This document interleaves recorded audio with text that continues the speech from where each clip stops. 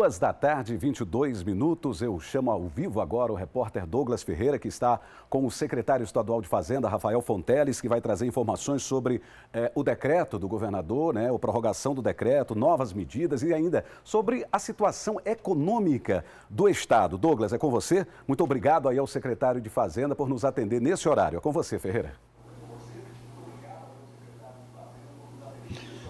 Boa tarde, João Neto. Boa tarde, bancada. Boa tarde, Piauí.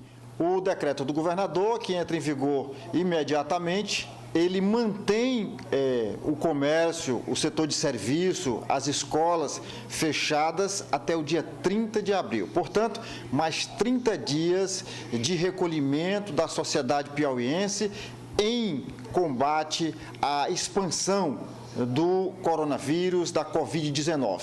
Tudo isso tem implicação econômica nas finanças do Estado e é exatamente por isso que a gente está aqui do lado com o secretário de Fazenda, Rafael Fonteles, e é com ele que a gente conversa a partir de agora, perguntando inicialmente quais os efeitos até o momento desta paralisação do comércio, do setor de serviço, porque a gente sabe que o ICMS é uma fonte de receita importante na economia do Piauí. Boa tarde. Bom, perfeito. Primeiro, gostaria de esclarecer, boa tarde, João Neto, boa tarde aos telespectadores, a posição da equipe econômica do governo do Estado com relação ao isolamento social.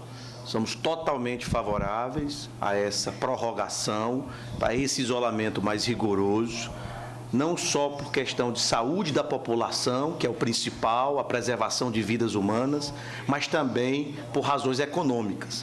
Já há estudos que demonstram, baseados nos fatos da gripe espanhola de 1918, que as cidades, os estados e regiões que saíram primeiro da crise econômica gerada pela crise sanitária foram aqueles que fizeram o isolamento social de maneira precoce, de maneira firme, rigorosa. Então, também por razões econômicas, devemos manter o isolamento social. E claro que a repercussão econômica do isolamento social é muito forte. É uma recessão econômica, na verdade, gerada pela crise sanitária, porque mesmo que houvesse a liberação, não teria condição de exercer a atividade, porque as pessoas teriam receio de sair de casa, fora o colapso do sistema público de saúde que poderia existir, público e privado.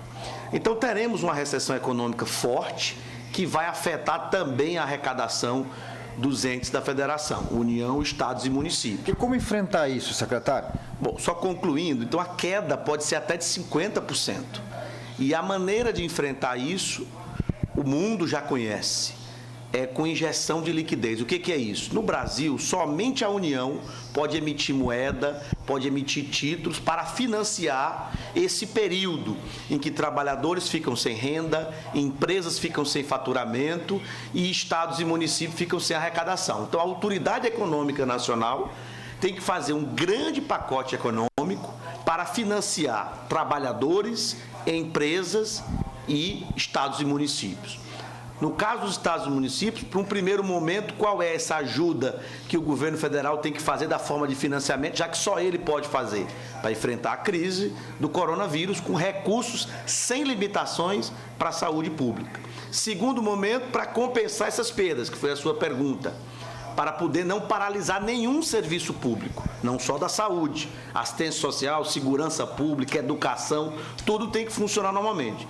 E num terceiro momento, depois que estabilizar esse combate à pandemia, um grande programa econômico de recuperação econômica com obras estruturantes, como já foi feito. A história já nos mostra e a história serve para isso, para a gente aprender com ela. Na Grande Depressão de 29, um creche da Bolsa de Nova York, a recuperação econômica como foi feita, com esse grande pacote econômico, não tem que se falar em liberalismo mais. No momento de crise econômica, não sobra nenhum liberal, todos são keynesianos. Também no pós-guerra, Europa arrasada no pós-guerra, o que teve? Um plano Marshall, que contou com financiamento americano. Crise de 2008, agora mais recente, do mercado financeiro, a crise do subprime, como é que foi combatido isso? Com impressão de moeda, o programa do Quantitative Easing, que os americanos fizeram com $1 trilhão também. Então, o programa anunciado pelo governo federal, ele já começa a entender isso, apesar de serem liberais que estão no comando da economia do país, mas a entender o que tem que fazer esse pacote. Só que a nossa visão, o pacote está pequeno, não deve ser apenas 5% do PIB, deve ser 15% do PIB pelo menos. Só para você ter ideia, Espanha 18%, 20%, Reino Unido 18%, e tem que ser mais imediato.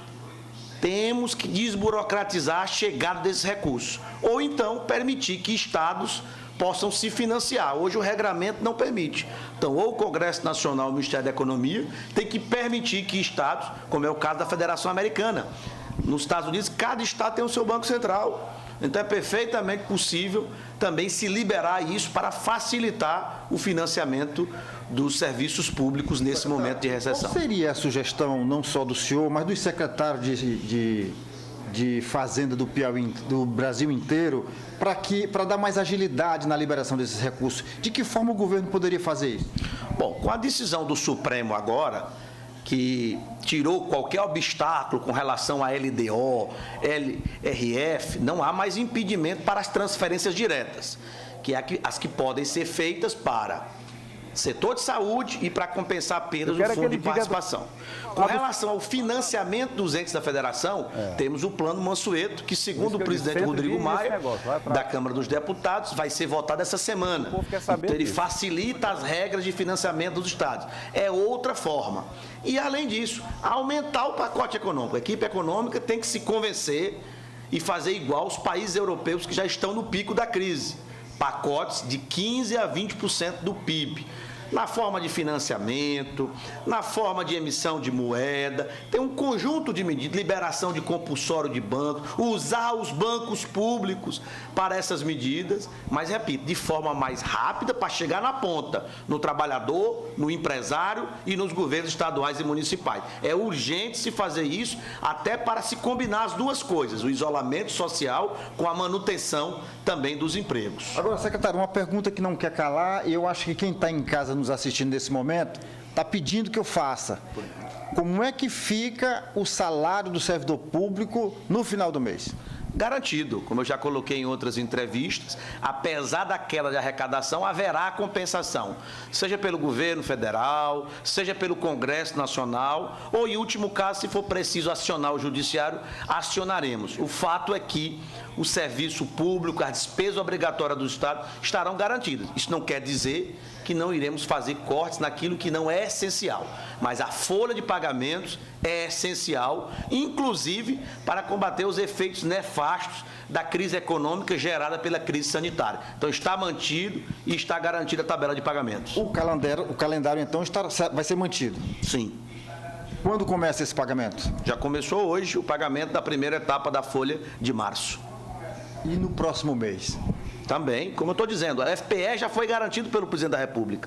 E o ICMS, ou através de financiamento novo, ou através da suspensão da dívida, também há a promessa por parte do governo federal. Como eu disse, se não cumprir o que foi acertado, iremos recorrer ao Congresso Nacional. Se também não for resolvido o Congresso Nacional, será resolvido no Judiciário. Bom, muito obrigado então ao secretário de Fazenda, Rafael Fonteles, pelas informações prestadas. Ele tem um compromisso agora, vai precisar sair e é por isso que a gente está agradecendo a sua paciência e pelo consolo que o senhor deu, sobretudo, para o servidor público. Muito obrigado. João Neto.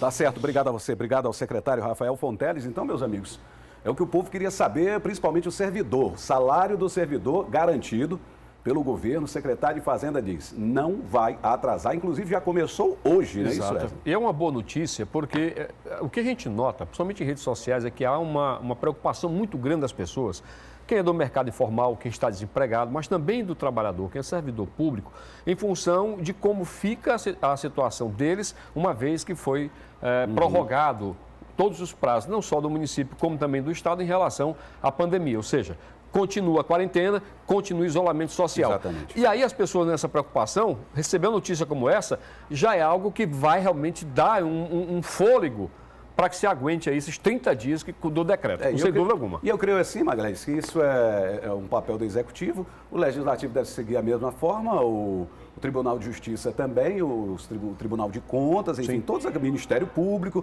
todos aqueles envolvidos também têm com certeza, devem ter essa garantia de garantir o pagamento dos servidores, né? Se eu fosse resumir essa entrevista do secretário Rafael Fonteles, eu destacaria 3 tópicos. O primeiro, o Piauí terá uma queda de arrecadação.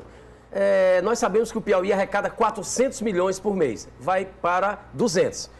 Segundo, ele disse aí que uma pesquisa de uma universidade americana provou que, baseado nos dados da gripe espanhola de 1917, sempre que há algo parecido, as cidades, os países que tomaram primeira atitude de fazer o confinamento social, a economia é reativada. E terceiro, e mais importante, o governo do estado do Piauí garante que vai pagar o salário dos servidores.